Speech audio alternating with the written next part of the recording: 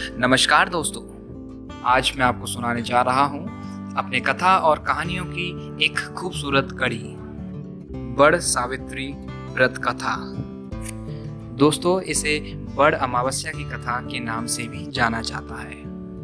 दोस्तों, आपको मैं बता दूं कि प्रतिवर्ष सुहागिन महिलाओं द्वारा ज्येष्ठ मास की अमावस्या को बड़ सावित्री व्रत रखा जाता है।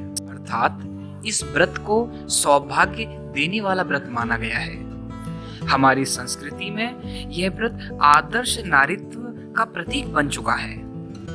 इस व्रत में महिलाएं वट वृक्ष की पूजा करती हैं और साथ ही सती सावित्री की कथा भी सुनती हैं। इस प्रकार इस व्रत को पूर्ण किया करती हैं। अब मैं आपको वट सावित्री व्रत की कथा सुनाता हूँ।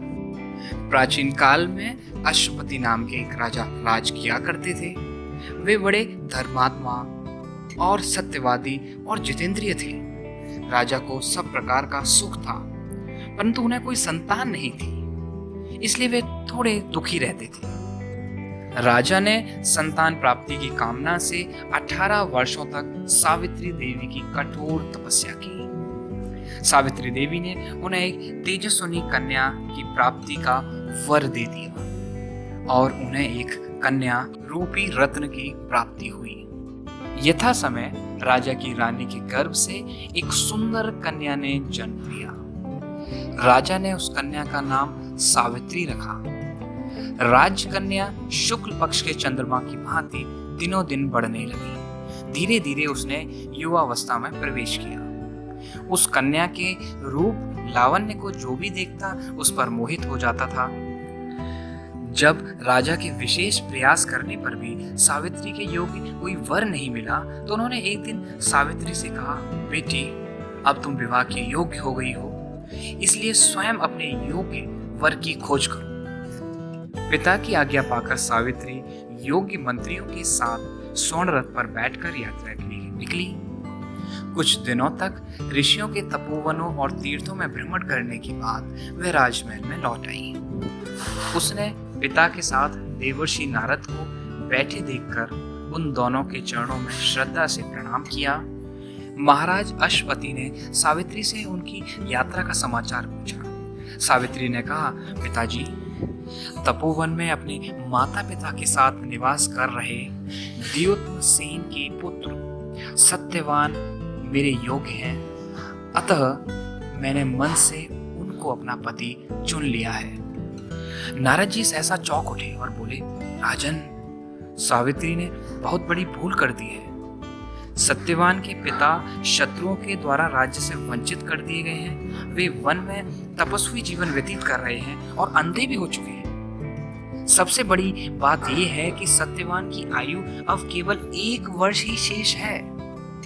नारद जी की बात सुनकर राजा अश्वपति व्याकुल हो गए।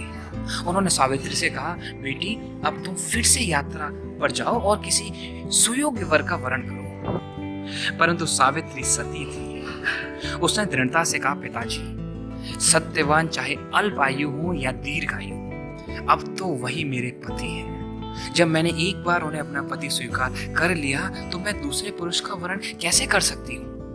सावित्री का दृढ़ निश्चय जानकर महाराज अश्वपति ने उनका विवाह सत्यवान के साथ कर दिया। धीरे धीरे वह समय भी आ पहुंचा जिसमें सत्यवान की मृत्यु निश्चित थी। सावित्री ने उसके 4 दिन पूर्व ही निराहार व्रत रखना शुरू कर दिया। पति एवं सास ससुर की आज्ञा से सावित्री भी उस दिन पति के साथ जंगल में फल फूल और लकड़ी लेने चली गई। अचानक वृक्ष से लकड़ी काटते समय सत्यवान के सिर में भयानक दर्द होने लगा।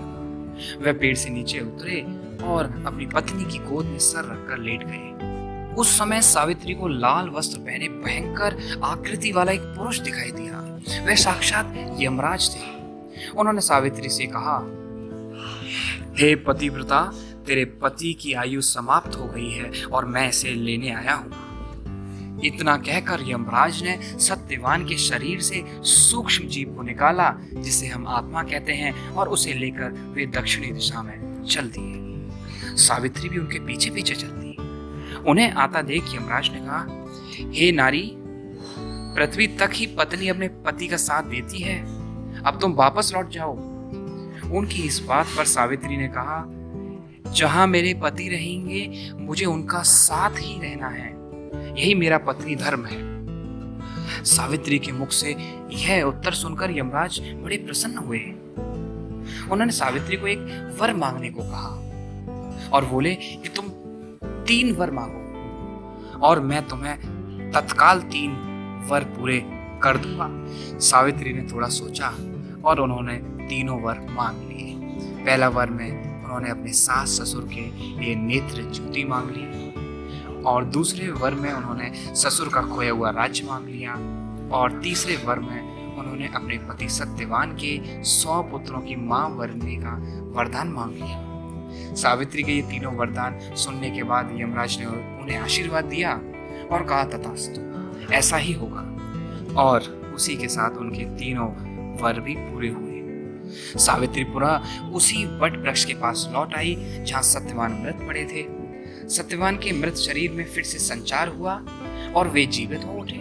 इस प्रकार सावित्री ने अपने पतिव्रता व्रत के प्रभाव से न केवल अपने पति की पुनः जीवित करवाया बल्कि अपने सास ससुर की आंखों की रोशनी भी मांग ली और उनका खोया हुआ राज्य भी वापस दिलवा दिया। वट सावित्री अमावस्या के दिन वट वृक्ष का पूजन और अर्चन और व्रत करने से सौभाग्यवती महिलाओं की मनोकामना पूर्ण होती है और उनका सौभाग्य अखंड रहता है।